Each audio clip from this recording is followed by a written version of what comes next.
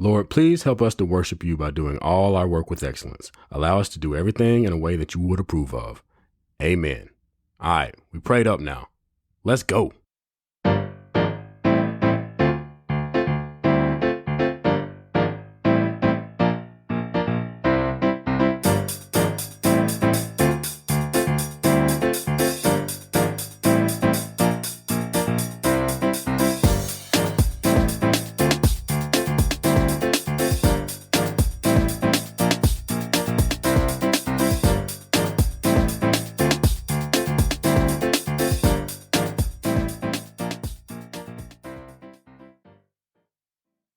Hey, welcome to On the Up and Up with Patrick and Talisha. And today's episode is all about our journey to Jesus and how it has affected our marriage. This one's kind of deep. There's a mention of some crazy stuff in this one. So stay tuned. But before we get into that, we have our shout outs and reviews. So shout outs first. Who you got, T?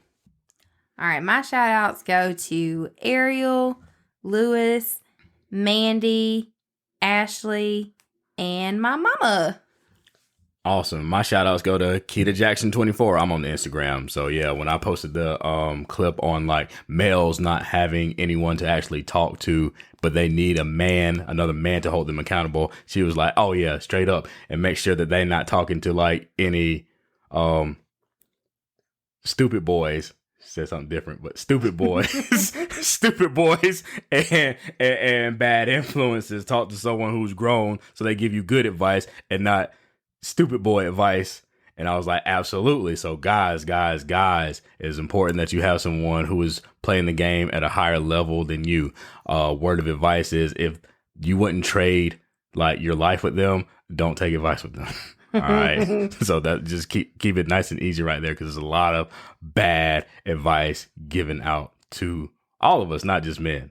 So right. I thought that was very insightful from Keita to actually put that up there. That's because she's the listener of the week. Then that's how smart our listener of the weeks are. So we got any reviews? No reviews, dog. Freaking A, people. Hey, let's get some more reviews out there.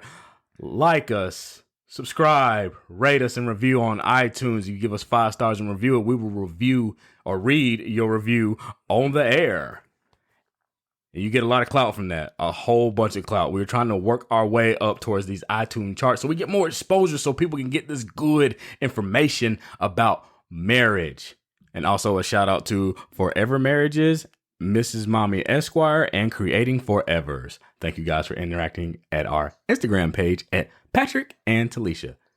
And also hit up I Am Pat Ratliff and the Farm D Mommy on Instagram. We had a whole bunch of interactions that we can't even say because we put up them family pictures. Yeah, I know. That's whenever I was going to say my shout outs go to all of my friends and family on Facebook. I haven't posted them on Instagram just yet. Oh, yeah. But yeah, y'all are so sweet. Yeah, you got a lot of responses to do this week. A lot. I want them done by like the end of Monday, homie. You got about 300 comments to actually do that. I'm working on them. Because people love those good old family pictures. All right, now that we've done that housekeeping, it's time to talk about our week, baby. So what was on the up and up for you this week? No, I don't have the answer. Hey, say something, man. I ain't stopping no more. Whatever. On the up and up for me was I got to interact with some students. So COVID has made it really difficult to interact with students because we don't really get to see them, and they're on a hybrid schedule. So they're there one week, and then they're not there the next week. That's what a hybrid schedule is? Yeah. Okay. So I got to have some one-on-ones with some students, some really bright individuals, and I'm excited to work with them. So that was my up and up. So what was on the down? Oh, the down and down. I felt so tired this whole freaking week. Like, I literally just did not have the energy. It wasn't there. I couldn't tell. You was good. Really? Yeah.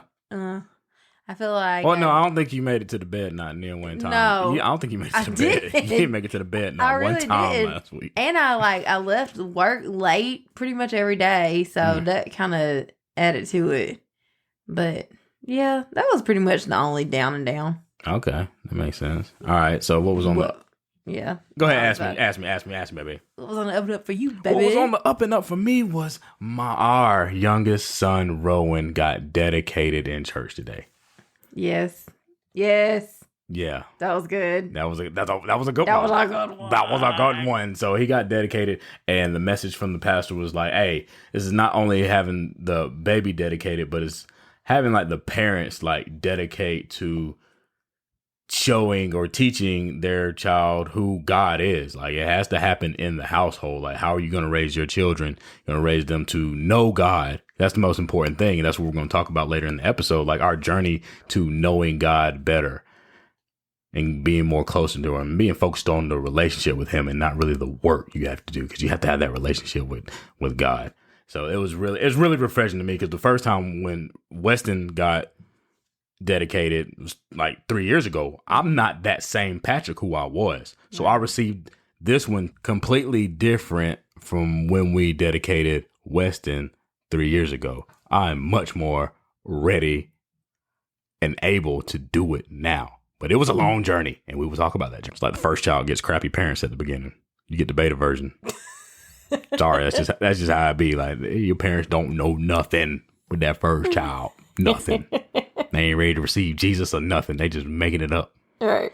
So, what was on the down and down for me? I don't know if we're going to keep saying down and down, because I know that ain't no kind of reference. But what sucked this week? It is. It's down and down. I ain't never heard it. Well, what sucked this week was I tried to set up a daggum appointment for the therapist. Man, they never get back to me. Dang, I've been waiting like 3 days. They better get back to me like this week. Hate when I do. I was like, all right, you don't want this money. I say, if they don't get back to you this week, then they out. They out. We got to go. So, yeah. So, he didn't return my phone. I wasn't like super anticipating he's going to call me back. But I expect if I'm going to set up an appointment with a professional, that they were going to get back to respond to me. I got stuff to do. I can't be sitting there waiting on like return phone calls. I got work to do.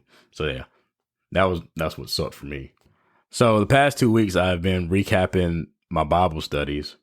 And I am on day 47 now, and got done with Exodus. So they had built the tabernacle and stuff. Well, God gave a whole bunch of instructions to Moses and his people to go build that tabernacle. They built the ark too. Yeah, they built the ark. We gave them instructions. Now they got to like put that bad boy up. And then it's like, hey, the priest's robe is going to be bling bling. Like their robes, they stole all the, like, hey, they was like, where we get all this gold from? I was like, where'd they get all this gold from? Man, they took that from the Egyptians before they left. They got them Egyptians for their gold before they left. So it was like, oh, we about to make these into some fine robes for the high priest. Like Ric Flair. Like Ric Flair. Like the Israelites, the priests and the Israelites, they're going to have like Ric Flair robes, dog. Like Ric Flair drip. They're going to have that high priest drip. Yeah. Oh, my gosh. I can't believe I'm describing it like this. Anyway, so you get to the end where the tabernacle is erected in Exodus. Then you move on to Leviticus. And Leviticus is a bunch of laws. And it's just reading a bunch of laws. So we got down to like all these types of sacrifices that they had to do. So they had like burnt offerings, grain offerings, sin offerings, and peace offerings. I'm like, man, why is they killing all these animals? And the reason they had to kill these animals was because Adam and Eve freaking sinned, and God had to kill them animals to cover them up. And so the animals took the place of the humans who were supposed to die for their sins. So instead of them sacrificing the humans, it was like, all right, go take this innocent animal and sacrifice them, because they're going to take the place for your sins. That's why they had to do all those offerings, because that's the sacrifice. And then foreshadowing the ultimate sacrifice, which is Jesus Christ, he makes the ultimate sacrifice. So, but that's what they were doing back in the Old Testament. A lot of sacrificing, a lot of sinning, a lot of sacrificing, a lot of rules. And you had to do it exactly the way God told you to do, because Aaron's sons did it wrong. They offered some unauthorized fire and they was dead on the spot. So you better do what God says. He's not playing with this. So he is merciful, but look, you don't play with God. So. Well, and he gave very, very, very detailed instructions. Like, It's like y'all was playing. Like y'all think it's not a game. Yeah. It's not a game. But yeah, but that was it. I'm 47 days straight. Moving on through Leviticus, and that was my Bible recap of the week. So let's get into this journey to Jesus. So how does one go from hiding his flaws in the dark, like watching porn since he was 12 over the past 20 years and dealing with anxiety and trying to seem like the perfect person, but then inside he's crumbling and falling apart. And also your journey to Jesus, which was a nice little, oh, I've always loved God. He's always been amazing to me. And he's given me this awesome life. And I've gotten to change this degenerate, soul-ridden devil of a man into the perfect man that you see on Facebook and Instagram. And we can post our cute little family pictures. It's bullcrap. It's bullcrap. It's a lie. And you got to get out the dark. Because nothing will be healed in the dark until you bring it to the light. So we are here. We are here today to bring our troubles to the light and bring them to Jesus. All right, so can we talk about it? Can we talk about it? No, let's talk about it. Let's tell the people. Yeah, because we had some great listeners who said, well, how did Patrick go get all this holiness in him? And let me tell you straight up, I ain't that holy. I'm just on my personal journey with Jesus by accident. Like I said, but it's by accident. It is a very funky story, I guess. But and it's been good. There has been some exposure. And like I said, some things have come to light. So there's some denial. And, ooh, man. But yeah, we're going to get into the story. And Talisha's going to share her story and her journey and what she's doing now. So let's go back to the beginning. And when we get to the end, we will stop. Yeah, that's usually how stories go. So this is a story all about how my life got turned upside down. And I like to take a minute, just sit right there. I'll tell you how I became a Jesus follower. All right. So I grew up, man, I always grew up in the church, man. I went to a Methodist church and I went to church every single freaking Sunday.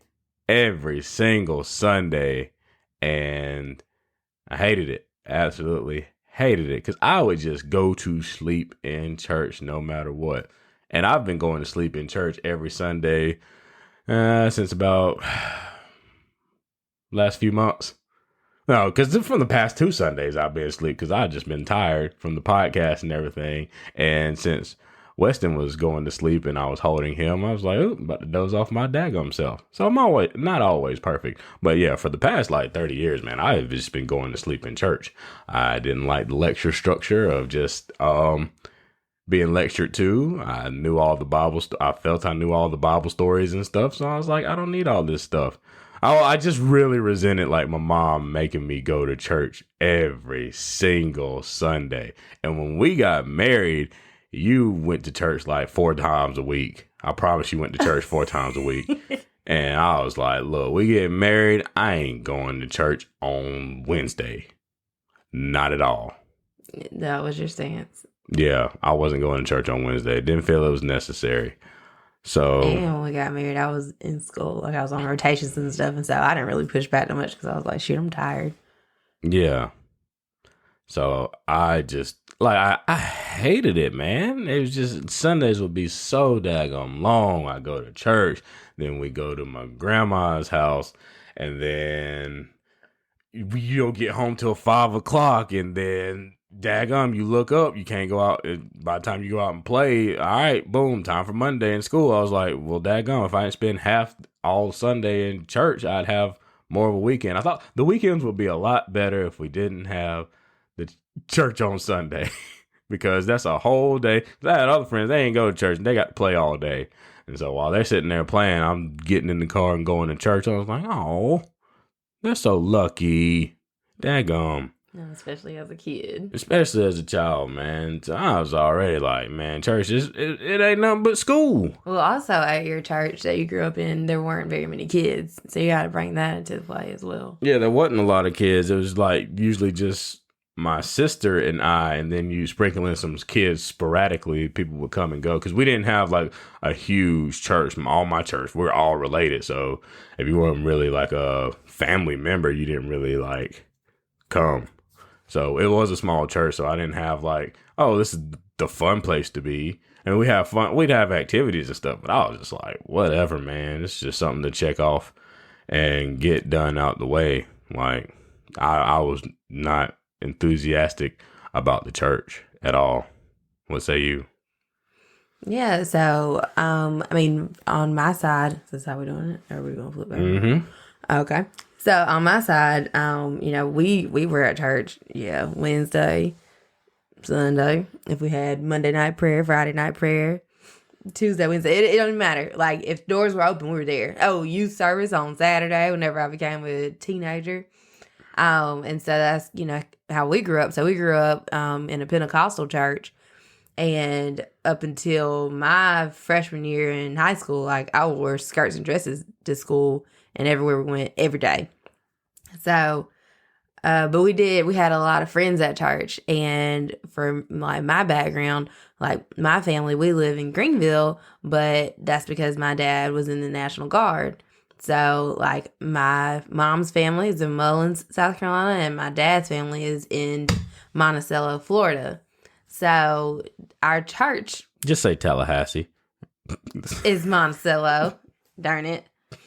So, our church, that's our family, because we had no other family that was local to us. So, I love going to church. Now, sometimes, especially on Wednesday... Like, as a child, I would be, like, mad because we have to stop playing early and go, like Patrick said, go to church. But Wednesdays back then, like, we would have kids' church. So that's where I got all my Bible stories and all that stuff. So, I really didn't mind church. And I enjoyed, like, youth service until I met Patrick. And then I was like, I want to be here. Shoot, I want to go somewhere else. I want to go to the mall and do things like that on Saturday. Yeah, I went to y'all's. You try to bring me to come to church on Wednesday. This is fun. Man, I went there. It's the biggest group of lames I've ever been around in my life. We were not lame. Y'all was super whack. Super lame. No, y'all was super whack. I was like, this is terrible. You got a bunch of losers in here, a bunch of nerds and bunch of geeks. I was like, nah, this ain't it. I was like, gosh, and they just look so brainwashed. Really? Yes, y'all like brainwashed. Like, that's what you thought. Like y'all ain't kids. Like I said, from my perspective, it's like, cause you and Eric, y'all ain't do nothing outside of school like extracurriculars and church. Yeah, I was like, so what else can you do? Well, I can read this Bible here and tell you these Bible verses. Look like a robot. Like you look like the Amish people, the way that you dress in skirts all the time. It's like y'all had a particular kind of way that y'all dressed. Y'all look weird. Yeah. Okay, because y'all had these traditions. I was like, nah. I was like, they're brainwashed. They are absolutely brainwashed because they ain't got, like, y'all don't play no sports. Y'all don't do nothing else but go to church. And like I said, y'all had like these strict guidelines on how you could dress. It looked like it was like a freaking cult. And I was like, oh heck no. And I still pulled you. But anyways, so yeah. And not to mention, completely white church, like straight up white church. Oh yeah. And so I'm like, how did this black family end up going to like this white church of Amish people? And this is weird. Like, this is freaking weird. So, okay, yeah, definitely the extracurricular thing. Like, I wanted to play volleyball. My daddy was like, nope, shorts too short. I wanted to play tennis, and nope, skirts too short. I wanted to run track. Daddy said, shorts too short. Like, it didn't matter. So, I did do extracurriculars. I didn't do any, like, athletic extracurriculars. That's how I developed my love for student government. So, Oh, you're gonna laugh at me because I didn't do athletic extracurriculars? I flexed my brain muscle. Thank you very much. Oh yeah, that helps in Jeopardy, don't it? Yeah. Not your brain muscles, you flexed your book memorization muscle. No. Because you don't learn nothing in school. And I developed good leadership skills. Darn it. And I also did do color guard. I did color guard in my freshman year. And nerd. Like I said, the nerds. The nerd. And that is your judgment on me. Go ahead. So, again, so that's just how I grew up. Like, I grew up in church. You grew up repressed. I don't think I grew up repressed. No. Now, I remember my freshman year, the weather was changing, and our pastor then was like kind of going over things and reanalyzing stuff, and he was like, yeah, I don't see anything wrong with them wearing pants. But those were the church-like guidelines. Y'all had church guidelines of how y'all could dress and how you could wear your hair. Yeah, so Pentecostal people, even to this day, like if you see somebody that's, especially white Pentecostals, because black Pentecostals, like, yeah, you see the skirt, but that's pretty much it. The hair, like, you know, it could be short, it could be long. But white Pentecostal females, you got long hair. Like, it is down your butt. The skirts are not short. They are at your knee or below. Most of the time below. Yeah, no makeup, no earrings. What other standards? I don't know. It's your life. No, I'm telling you. I'm recalling, please. Go ahead. No, like, sleeveless shirts. No, like, nobody would be wearing leggings because that's like pants anyways. Yeah, and the dresses and stuff, like, it shouldn't be like tight. I remember my dad's his freaking favorite quote: "That's too tight. Look like it's painted on you. That's too tight. That's too tight. That's too tight." But yeah, so even going back to like elementary school and stuff, like, we wore skirts to PE and we put shorts on underneath it. Like, I mean, I can still do it. I used to win in field day and crap. I can still do it, but I mean, to other people, I'm sure it would be weird. Yeah, y'all were repressed. Like I said, it was a cult. It was not a cult. No, it was a cult. It's definitely not a cult. Y'all was wilding. Well, like I said, from outside. All right, yeah, y'all drinking the Kool-Aid. When they gonna ask y'all to drink the Kool-Aid? No, it was when not a cult. By no means was it a cult. And y'all try to convert people all up willy-nilly and put a whole bunch of pressure on people. Like, I come in there because we want to save your life. Yeah, you try to save my life. When you to Jesus? Yeah, y'all don't give y'all throwing everyone in the water. Okay. Y'all slapping everyone in the face. You're spitting all up on people's face. Okay, and then from my perspective, what were y'all doing is in your church to win people to Jesus? We weren't doing all that. It's like everybody else can die and go to hell? Yeah, another thing, y'all think everyone else is going to hell. No, yes, I'm asking you. I'm saying, if you're not actively trying to win people to Jesus, and this is so. Then what about the rest of the people who don't know about Jesus? That was my question. So are they just gonna go to hell? Y'all was on that. Hey, y'all don't do it this way. You're going straight to hell. So I had a whole bunch of questions, and as I'm continuing to, like, every time I go to their service, like, people getting up, they running around the church, they putting their hands on you, they spitting in your face, they speaking, they like with their tongues and stuff, and I was like, what are they doing? What is that? They're speaking in tongues. Oh, really? Oh, that's interesting. How do they do that? I don't know. They just go up there, and it was completely alien from what I'm used to. Mm-hmm. And the kids was weird. That's all I could really come out of that. Like, the kids was weird, and I was like, this is crazy.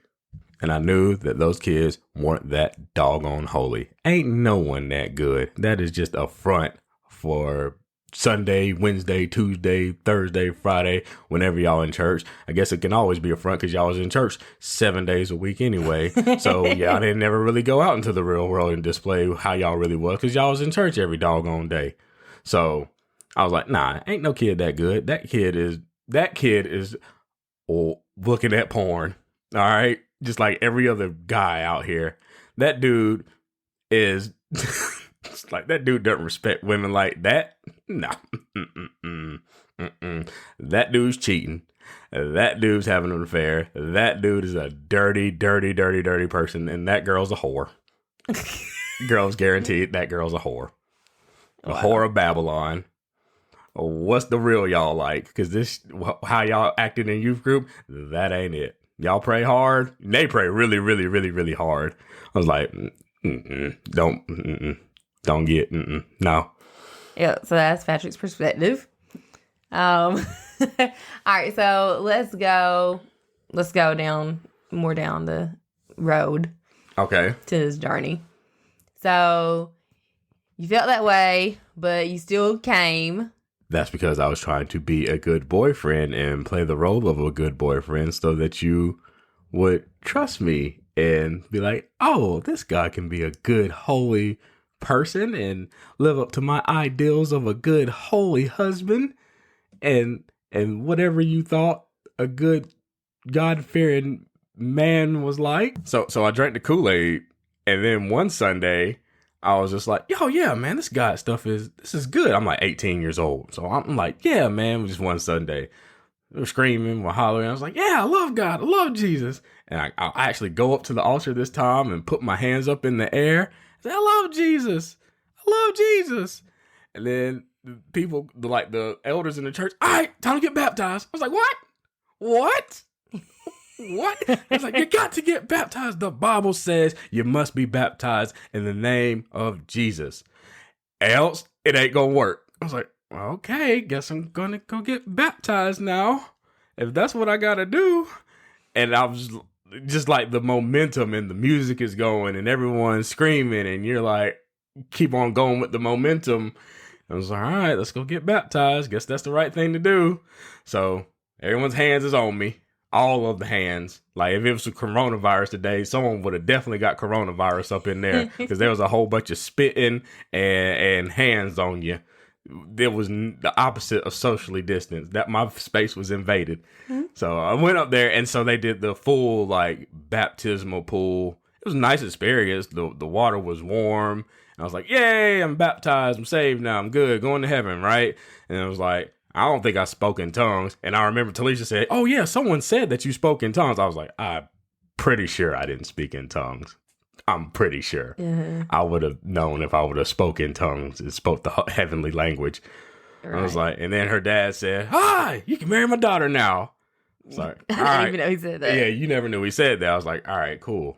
All right, I'm in there, right? I'm in there. I went through the motions. I did what I was supposed to do.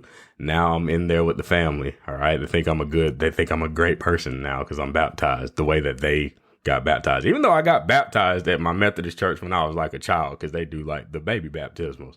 So I was baptized, but that wasn't the right way to get baptized according to your church. So I had to go get rebaptized. So is it like the right way? What do you mean? It's like a baby dedication? No, babies get baptized in churches at an early age.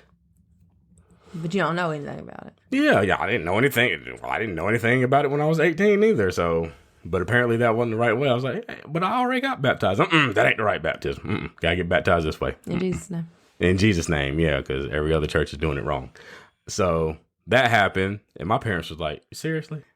Really? You got baptized, Patrick? Really? Oh, your parents were mad? Oh, very mad because I think I remember your mom saying you could have told us so we could have been there or something. Yeah, something like that. So it was like, but like I said, it was like the cult thing. And same thing came up with our wedding and stuff, but having like no alcohol at our wedding and stuff. That made my parents upset or something like that. And so that was an issue, like not having alcohol at the wedding. So it's just like we were like clashing with our what our belief structures or how we grew up or whatever. Yeah. And see, for me, like we had said we were gonna have beer and wine at the wedding. And then my pastor at the time was like, you can do what you want to do. But I won't be there. Like I won't come to reception. And for me, it was worth more for him to be there than to have the beer and wine. Okay, easy. It was like an easy decision. And I was cool with it because the wedding's not about me at all anyway. Oh, whatever. The groom's just And a prop in the wedding. I still am so happy that I made a decision that I made because we were his last wedding that he got to perform. Mm-hmm. So I don't regret that, not one bit. For someone to have a euphoric experience, altered experience, and me pay the bill. Yeah, I'm fine with it too, because no, I was like, it I don't want to pay for anyone to get drunk at my party. That was fine. I was fine with it, but I'm just saying, back then, like, all this is going into, like, I don't like the church. Right. All this is going in there. So, got baptized at 18 or so. I thought, well, I got baptized. I don't know if I got saved, because as we continue our college journey, that ain't nothing but sin. When you get to college, you're away from the believers, and you're not in an environment conducive to, like, definitely, like, being around Jesus Christ. But we went to church. We had a great church. Bible Way on Atlas Road was an incredible church.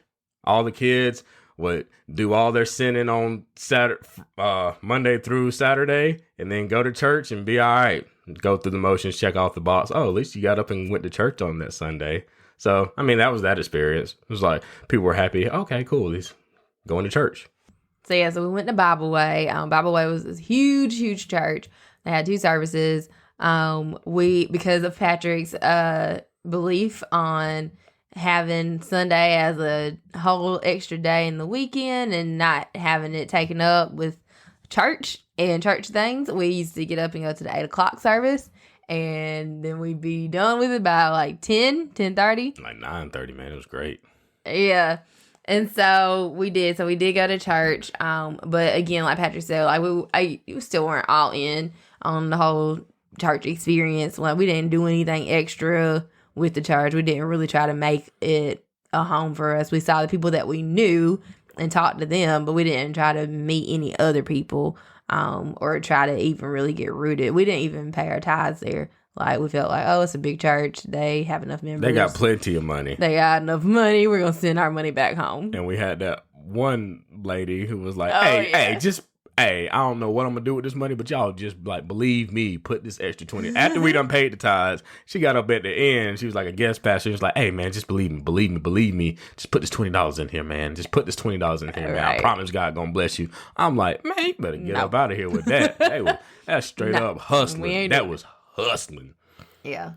So that's pretty much the extent. Like, we didn't, even though they had like a college and career type of group, we didn't do anything. Yeah, we didn't really participate. We was like, all right, we're gonna check out the boxes. I feel like in college we kind of used church as an entertainment thing because we love the music and all, like, right. Mega churches is fun. Yeah, mega church was super fun, man. At the service, mega church was fun. I've never been to like a mega church like that. And I was like, this is cool. Mm-hmm. And you got to see all like your friends from college or your classmates. Like, oh, cool. Well, y'all go here too. Yeah. I don't know. I think it would be interesting to attend the church and actually be involved in the church. Yeah. And see if we had the same experience. Yeah. Well, that was then. That was then. Completely different way of thinking. That was so long ago. Gosh, I'm old now. Man. College days.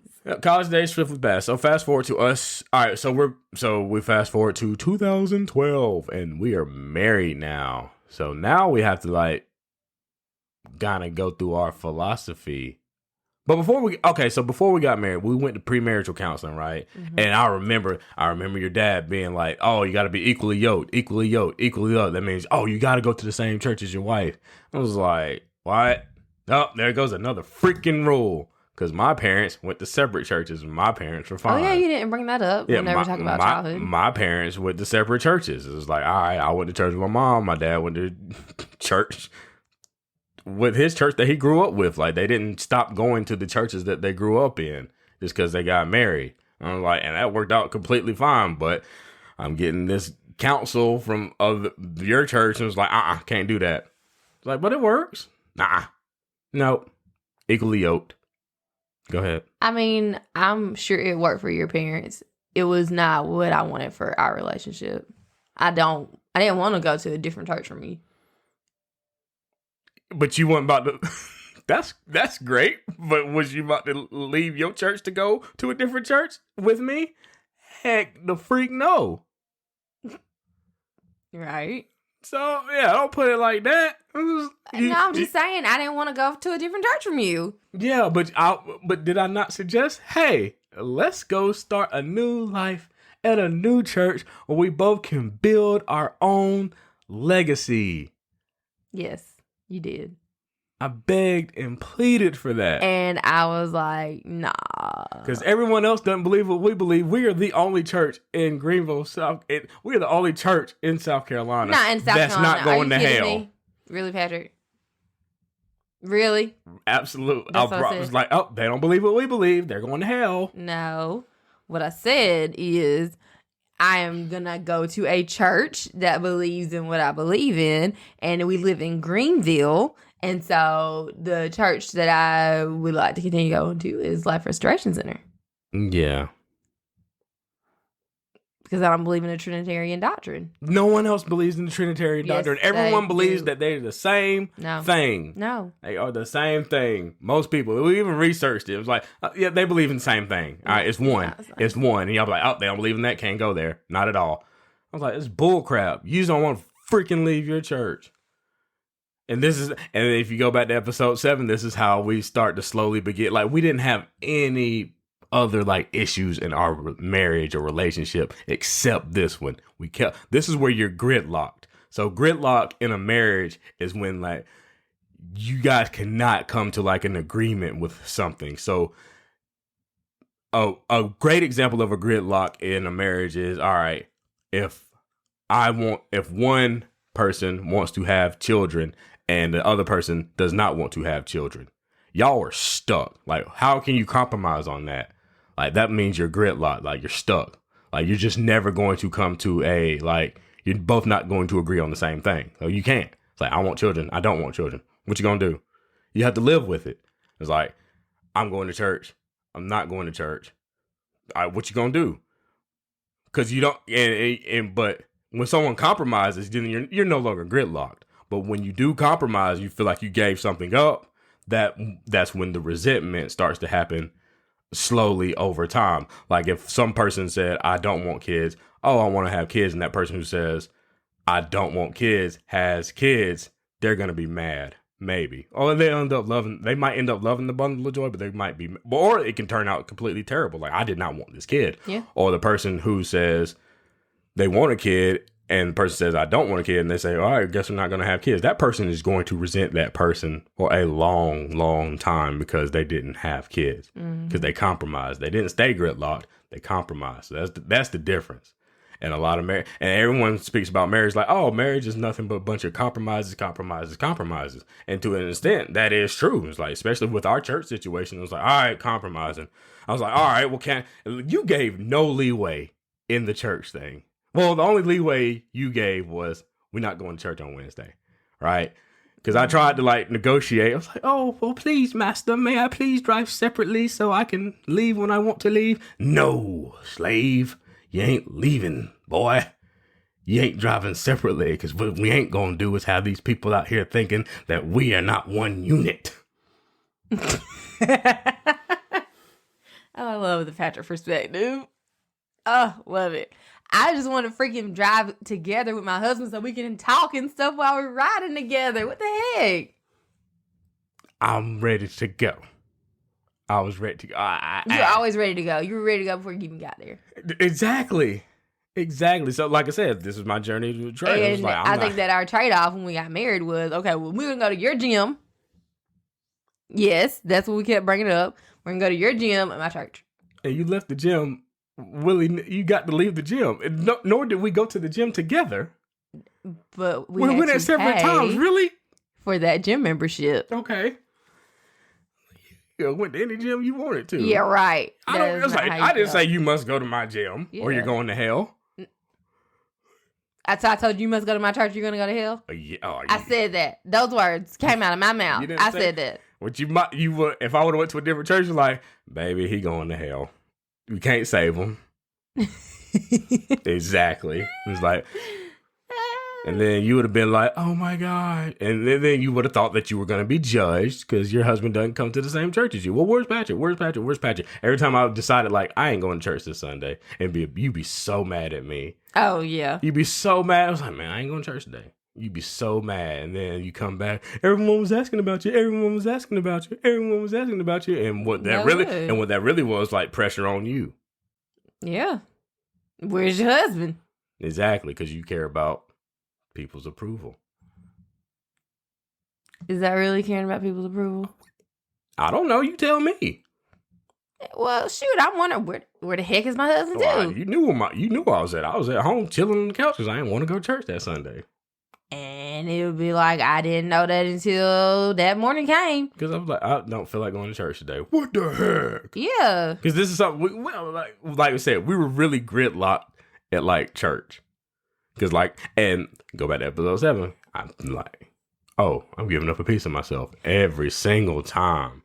Every single time. And I think that that's so interesting. And I think it'll like lead to further conversation, but I think that's so interesting, like how you hated going to church. You just talked about how you hated going to church as a kid. Like you hated it took up the whole Sunday. You had to go to your grandma's house and y'all would eat together and all that stuff. And then as an adult, that was something that you craved. Yeah. Well, yeah, that's true. Yeah, that's true. So sometimes we have to keep forging forward, even when the other person seems like they're not feeling it sometimes. And then that's the thing they did crave. So, like, even like with our kids, like, they going to church. Well, I didn't know, but see, my mom was alive too, right? So she was still, this was like at the beginning of our marriage, my mom was alive. It didn't hurt till she was gone. Right. Like, it didn't really hurt until she passed away because there was still a link with my old church and my old traditions because my mom was still there. And then when she left, it's like, all right, boom. It's like everything, there's nothing linking us, especially. And then, well, there was my aunt, but then my aunt passed away as well. So then I had like really like nobody to link me back to my old ways and my old traditions because everyone has that family member like, hey, I'm keeping everyone in the loop. I arrange everything. I put everything together. That was my mom and my aunt, and both of those people passed away. So that's so present day, that's what I was feeling. So once that happened, but yeah, then I really started craving it because it was gone. There was like there was nothing there. Nothing. It went from like being thin to like being broken. Or whatever. So that makes sense. And another thing that I was struggling with in regards to my faith was like church hypocrisy, man.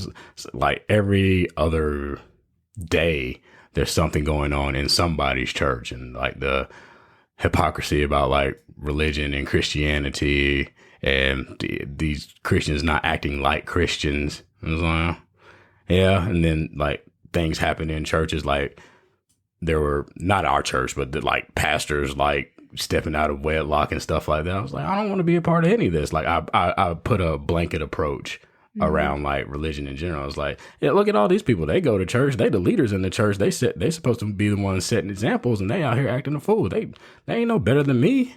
Like, look at me. I don't do all that stuff. I got a good job. I take care of my wife and family. It's like, I don't need all this stuff. These dudes like leaning on Jesus, and they acting a plumb fool out here in these streets. And I'm like, I don't need all that. I know all the stories. I know how to conduct myself accordingly. Right. So I'm not a terrible person. Like, their judgment is awful. Yeah, I remember you saying that. And even in college, like, I remember you saying, like, oh, that sermon, that's for the hoes. That's for... that was for the hoes. That wasn't for me. That wasn't for anybody that's doing good. Well, that's for people out there trying to change their lives so they can get a husband. I promise that's what those sermons was for, dog. It's like, you out here, don't matter how many partners you done had out here, Jesus can save you. I was once lost, but now I was found. I was like, oh, that's for them hoes out there in them streets. That was definitely for like the the analogy, like I was sweating like a hooker in church. Right. So yeah, so I can get a husband or so I can get a wife. It was kind of universal in your your mind. Yeah. I'm like, man, this ain't for me. I ain't out here. Like, I'm good. Right. I am good. I'm a good person. I understand I the don't have to do rules. anything. Yeah. I'm honorable. I play by the rules. Yeah. All right. I totally remember you saying that. And whenever you were talking about, like, I got a good job, like, I remember talking to you about ties and stuff then. Oh, my goodness. Ties. And so when we first got married, like, okay, I'm in school, you're working. And then so we paid our tithes to your church. Well, sometimes you pay, sometimes you didn't. I didn't have any money, so I couldn't really do anything about that. Mm-hmm. So then whenever I started working and I had a pharmacist check, you were like, wait a minute. We ain't paying 10% on that check. I'm like, oh, yes, we are. Mm-hmm. I pay 10% whether I make $5 or whether I make $50 or whether I make $500. Don't matter. Pay my tithes, 10%. Yeah, because I was like, man, that's a huge part of the check. I'm like, we just like spent X, and I was like, we just spent more than an Xbox worth in tithes. Yep, that's what you used to say. I was like, I could get an Xbox literally every other week with the amount we pay in tithes. It's ridiculous. And no matter how I try to explain it to you and like give you my rationale, it just still wasn't really clicking. But you didn't like fight me too hard on it.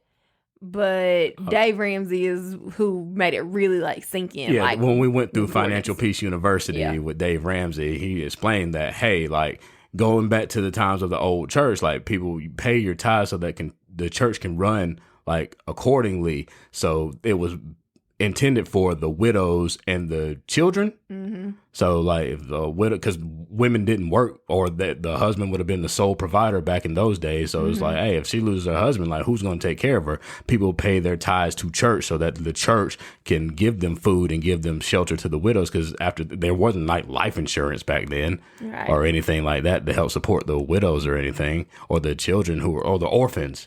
Was it widows and orphans? Yeah, or the people, the children whose parents died or something like that. So that's what tithes for. It's like, oh, that totally makes sense. But what I was seeing tithes go for was like the mega church. I was like, these dudes is out here balling. Mm. Like, why do we? Especially when Creflo Dollar was like, I need a private jet. I was like, ain't no freaking way. You about to take my check and buy a private jet? Yeah. It wasn't even at my church, but I'm just saying, I was like, that's what pastor's doing it for, man. Well, wasn't it also Dave Ramsey who talked about like, the lifesaver little example? So it's like, imagine being in a store and you have your child with you. Mm-hmm. And they said, Daddy, can I have a pack of lifesavers? Mm-hmm. And you say, sure, of course you can. And then whenever y'all get outside to the car, you say, can I have one of your lifesavers? And they're like, no. Mm-mm. So it's 10 lifesavers in the pack. You ask for one. And the child wouldn't have the lifesavers if you had not purchased the lifesavers for him. Right. And you ask for one, and they're like, no. So just like God gives us everything we have, we wouldn't have anything to even pay tithes off of had he not bought the lifesavers for us. Exactly. And he's just asking for one. He's only asking for 10%. You can keep the other 9 lifesavers. God just wants one. And he gave you 100%. Yeah. And he asked for you to invest 10% back in. Yeah. And so I think that example. That woke me up. That was like, yeah, that woke me up. Or if you go to the bank and the bank was like, hey, I spent your money. Right. Hey, you'd be like, why'd you spend my money? I gave you that money to do good stuff with it or hold my money for me. And same thing, like God's like our bank, like it's his money. We're holding his money. So when we go out there and spend his money, like what you doing? Like, so imagine if like you go to the bank and they be like, oh yeah, we spent your money any way we wanted to. It's like, oh yeah, because it ain't your money. It ain't your money. It ain't your money, homie. And whenever you don't pay your tithes, you are like literally like hurting yourself. Yeah. Like you're messing up your own blessings. Yeah. So that brought me around on that. And I'm starting to slowly mature, slowly into like getting better. But that helped me. That fixed me on the tithes thing. It matters who the message is coming from. Because like I said, the preachers just be up there. The way it's presented to me, I'm like, they just asking for my money. Like for what? And I think like the church in general is like, they don't do such a good job of meeting their congregation where they are. Mm-hmm. I'm like, man, I don't even know what the heck y'all talking about, man. And I think that it can also be hard to grasp because, I mean, the tithes like that is money for the preacher. Like, and the preacher pays, well, most churches, preacher pays tithes too. Yeah. So he paying tithes off the tithes that you give. Mm-hmm. So, I mean, but a church can't just sustain itself. No, that building fund that's been a building fund for 50 years since the church opened. Oh, we got this building fund. Come on, put in that building fund. Yeah.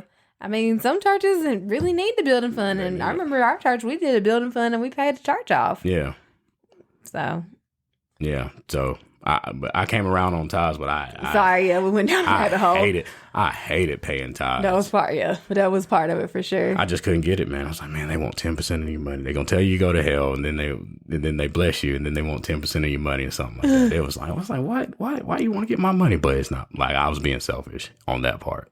So you helped me with tithes. And like, so another thing that just held me back in like attending your church was just the tradition. Like I said, I grew up Methodist, and then I went there. Your church is Pentecostal. Right. Like it's like we're used to like sitting in the pews, singing the hymnals, and then going home. When I went to your church, y'all are like, hey, it's like a rock concert up here, and like you're weird if you're not up and screaming and stuff like that. So it's completely out of my comfort zone from like a complete 180 directional turn from what I am accustomed to, like hearing my godly message. And y'all didn't have programs. I'd be like, man, y'all ain't even got no programs. I don't know what's going to happen. I thought you came to church to hear the preacher preach. Sometimes their preacher would not preach because he felt the Holy Spirit and he just start praying for people. I was like, so I just came to church. We ain't hearing no sermon. Like, what are y'all doing? Y'all just in the wild, wild west. Y'all just do what y'all want to do. And I tell them, like, there's not like let me hand you a program and we're going to follow the script to the T. It's just like, we have an outline of what goes on when, but... No, you don't know what you're going to get. Yes, I do. You be like, man, we can get out at 12. We can get out at 2 o'clock. We don't know what you're going to get.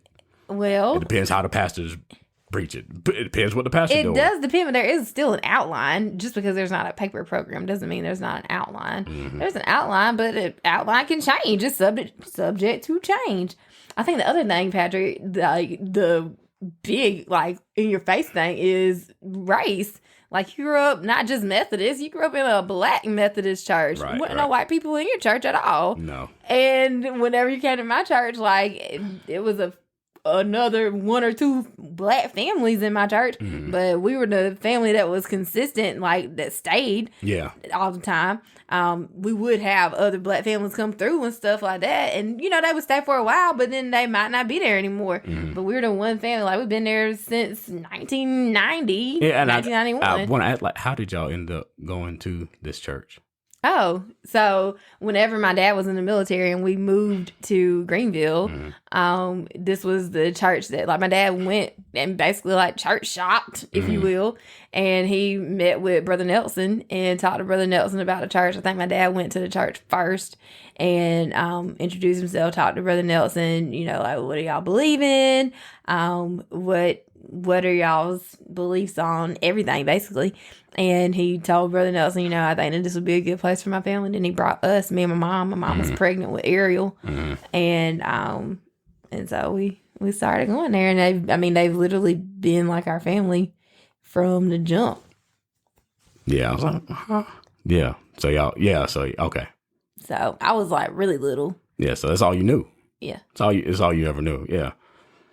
Yeah. I went to a black church with the black traditions and so because our church is like over 125 years old, like race was huge. It's like you couldn't go to a white church because of all the segregation. We live in the South. We're segregated. So you go to a black church, you go to a white church, and neither shall the two ever meet and worship together, right? Right. And so I was like, yo, like, well, I am in a white church. And it's a Southern white church. So you up there hearing, like, if you look at like a race movie and you hear like the KKK pastor up there preaching, y'all like the pastors sound like, oh, they like the Southern preacher who was like fighting against Martin Luther King and stuff. Wait, my church. How it sounds, Like you look at the movies, like, dang, they sound like that racist preacher on like TV or something like that. From the Southern accent and how they preach about Jesus and stuff. Oh. Yeah.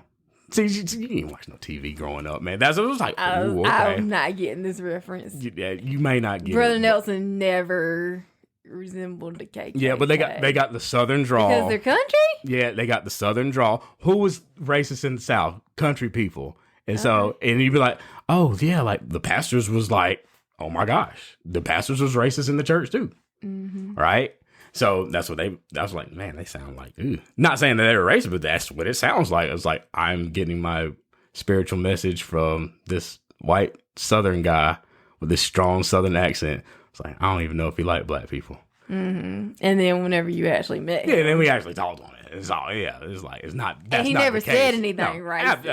Absolutely not. This is what's going on in my head. Okay, I'm just Like I said, clarifying. I've always been around like the black church. Right. So I was like, the black church is like huge in the black community. Yes, absolutely. So I was like, maybe we should be around like black people. It was like, and you're from Greenville. Yeah, like you grew up in Greenville. Yeah. Like your parents grew up in Greenville. Mm-hmm. So yeah, it makes sense. And I just find like where y'all Black History program at? It's February. I ain't seen nothing in there one Black History thing. Mm-hmm. See, and then I'm like thinking, I was like, our kids ain't gonna get none of this because they don't go to no black church. I was like, where's the Black History program? Like, where's the celebration of like black culture? Y'all got black people in the congregation. Like, where's that celebration? Yeah, I see what you're saying. So I was like, I don't want my kids to go to a church and act like there ain't no Black History Month. I mean, but is the church the only place that you learn about Black history? I'm asking you. No, yeah, but church cultures, like when you go to a black church, they be like, it's February. All right, we're gonna have like a Black History Bowl, like black trivia. They're gonna celebrate Black history because it's in the black church. Yeah. As if you go to a white church, you miss out on that, and that was a big part of my upbringing. Mm-hmm. I was like, and that ain't there. Right. Because they don't, it's not that they are racist, they just don't think about it. Mm-hmm. I was like, that's part of the cult. That's a part of the reason that you should go to a church that's black. So you don't miss out on that part. Like, y'all miss out on that part. How's your Black history, baby? What, are you trying to G-check my Black history? Like, are you trying to G-check my black card because I went to a white church? How's your Black history? It's great. Okay. I'm just asking. She didn't learn it in church. I didn't learn it in church. Right. Well, I didn't learn it in church. And because they don't teach real Black history in school, that's where we got our Black history from. Mm-hmm. The church, where the majority is black. Right. So that you can get your culture, your culture fix. And you were also in Jack and Jill to try to be intentional for your parents to be intentional about making sure you had connections with black people. Seeing other successful black people. Because like I said, in school, it's not like that. You're always the only black person wherever you go. Mm-hmm. If you have a opportunity to like fix that or not or like place your children in somewhere where they're around other black children in a holy fashion, you take them to the black church then. Because they're going to learn around people who are like them. They don't have to question and they don't have to question if Jesus is white or black, even though He ain't white or black. He ain't white or black. Jesus is he's Middle Eastern. Yeah. All right, he's Middle Eastern, and that's a big one. That's a big one. Like the image, because all like the images that we get of Jesus, they started painting him from the Renaissance era. Which was European. Right. So they blonde haired, blue eyed Jesus all the time. So that's what the images you got from Jesus. So I'm like, geez, are we like worshiping the white Jesus? Because I heard this saying that said the ones who put you in slavery are the ones who gave you Jesus. So I'm thinking, oh, dang, like slaves, they took away the religion from the slaves or whatever they believed in prior to being enslaved. And it's like, hey, here's this Christian religion that y'all have to worship. And we're going to put them in this image, our image, that's completely different from y'all. So y'all got to worship something completely different because they took everything away from us. So I'm like, is this even like true? Is this the religion I'm supposed to be following, or the I was gonna say religion, but the religion I'm supposed to be following. So I was completely like, I don't even know if this is for me, man. So and we like looking into other religions like Islam, getting my Malcolm X on. I was like, hey, man, I don't know which one this is for me. So all kinds of things going on through my head, like why I wanted to leave and just why I wasn't embracing going to our church. So that was my thought process. Like, as far as not embracing the church, you've been going there your whole life. So what was your process like? Have you ever had to deal with anything or question anything like that? So for me, like growing up in that church, I know, so our first pastor, Brother Nelson and Sister Nelson, like I remember plenty of times where they would both get up in there and they'd be like, if you think that there's a white heaven and a black heaven, you're not making it, because there's one heaven and everybody belongs in it. They used to tell our whole congregation, if you think that Jesus is white, you're wrong. He ain't white. Like, so, I mean, they used to get up there and say stuff like that all the time. So I never felt like I was like somewhere where I didn't belong. I always felt like it was my family. Like I said before, like our family, our biological family is not here, not in Greenville. And so I've always felt like LRC, like that's my family. And I remember growing up, being a little kid, and so my first boyfriend, David, he was white, and he was like, I mean, that the one you took bath with? Yep, took bath together and everything, and so this is like we're like 5, 6 years old, but he was fast. Yep. Well, our parents let us be because they are the ones who said we could take a bath together, but. And then, like, another friend from childhood, like, I remember us being in the nursery, and I, as a kid, I hated chocolate. I did not like anything chocolate. Ugh. I only like vanilla stuff. And so, my friend, she was white, and she hated everything vanilla. She only liked chocolate stuff. And so, I remember us being like, I wonder if you taste like chocolate. Well, I wonder if you taste like vanilla. And we looked at each other's hand. And we were like, you're disgusting. You are too. And and so, I mean, just as kids, it was like I always knew I was black. Like, I never questioned, like, am I black? Am I white? Or I don't want to be black. The only thing I ever remember being one is I want long hair. I want long hair. I want long hair. Mm-hmm. So that's why whenever I was able to get long hair extensions, I got long hair extensions. But it wasn't because, like, someone told me that my hair wasn't good enough or anything like that. It was just, I like long hair. But yeah, I always felt fine. Like, not in the sense of, but like legit. Like, I felt great growing up in my church. Mm. I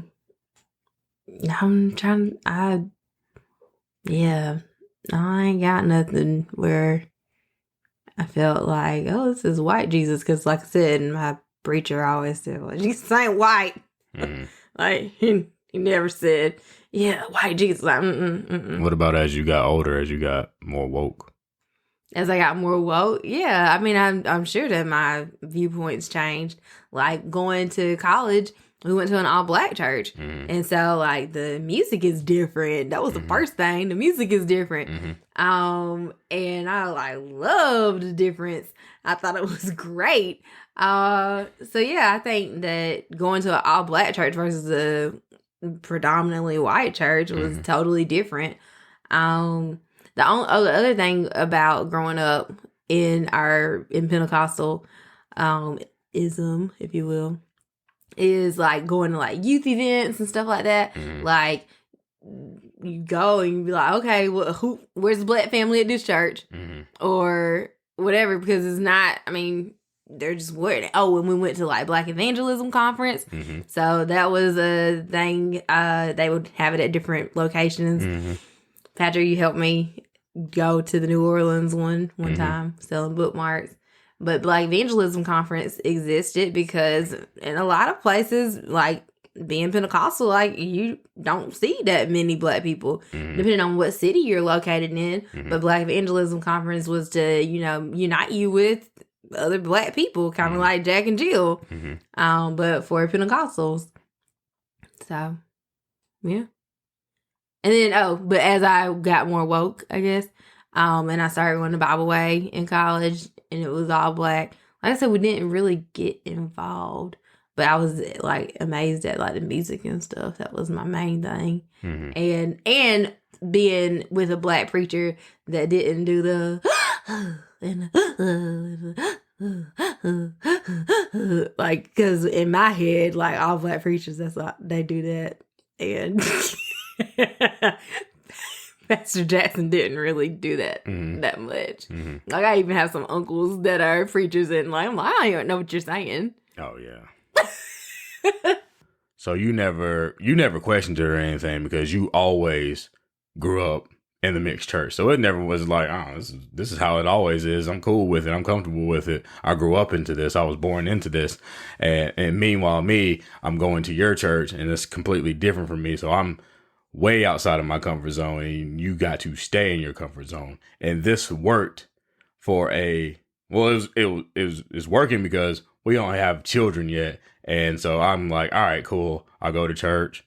I'll check off the box, and I'll be sleeping in church or whatever. And when church ends, I'm going to go straight to the car, because I'm not really interested in all of this anyway, because I'm not bought in. I'm not all in at all. I'm just here to kind of like, hey, keep the peace in our house. So, but then the question of, hey, children, we're thinking about having children.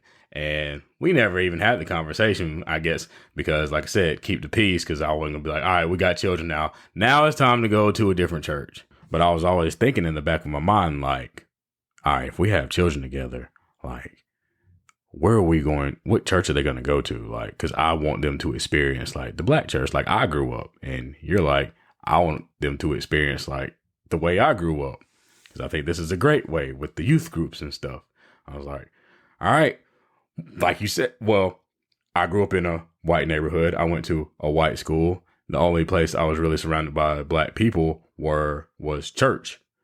So it's like, you think like, oh yeah, just going to a mixed church. Oh, this is business as usual. It's like the regular life. But it's like, oh, no, that was the difference, because I had a black church to go to. So I guess that's what you were thinking with me. It was like, I don't know, but I wanted my children, all the parents, like, usually parents want their children to grow up like they did, because they were like, oh, I had a good childhood, or they don't, or they wanted to go completely different. But I wanted my children to like go. I wanted a youth group, but I wanted them like not to always be the only black people in the room. Yeah. And with me, like, I remember pretty much being the only black kid in my class pretty much all the time until I went to middle school, and that's whenever I got to be around black people. And my neighborhood, we had friends that were black in our neighborhood. We had friends that were white too. So it was mixed. I mean, I've always had a diverse setting. So it didn't, and we live in Greenville, South Carolina, like, and we lived in Simpsonville in Greenville County. So you and me both. So yeah, it was definitely mixed. It's not a majority black city. So as far as raising our kids, if we're going to stay in Greenville, like, I feel like it's fine to continue having diverse settings, having diverse group of friends. And I think that's good for anywhere. No matter if you're in Greenville or wherever you're at, it's good to have a diverse group of friends. You don't have to have all friends that look the same, that look exactly the same as you do. Right. And the way that our kids are going to be brought up, it's always going to be diverse, because they're always going to be like the little black kids, the only black children in the room. Like, where can they ever go to be like, oh, it's the majority right here? Is there a place like that for them?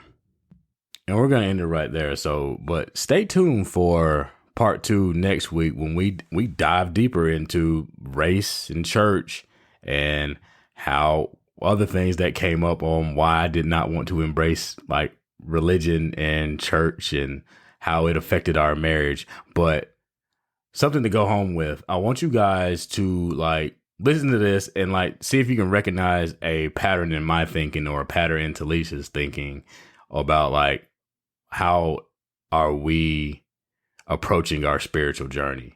And if you can recognize the pattern, because I have a pattern, but I want to see if there's something else out there. Put on your psychologist hat and see what are we doing and what are we, well, I can't say nothing because that'll give you a good clue and I don't want y'all to get it right off the bat. But yeah, email us at podcast@patrickandtalisha.com or hit us up on Instagram at Patrick and Talisha and tell us like, hey man, I heard the episode, like y'all are going through it this, or y'all experiencing this, or y'all, this is what's happening based on what I've heard in y'all's conversation. So yeah, hit us up, interact with us, and we want to read your submissions. So we will catch you guys next week.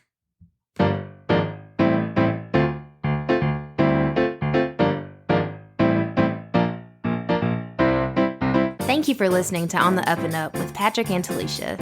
For access to all of our episodes, please subscribe to our podcast on iTunes, Google Play, Spotify, and wherever you listen to our show. Leave us a 5-star rating and review on iTunes, and we will give you a shout out on our next episode. Stay connected with us on Twitter and Instagram at I am Pat Ratliff and at the Farm D Mommy. Thanks again for listening, and we will see you next week. God bless.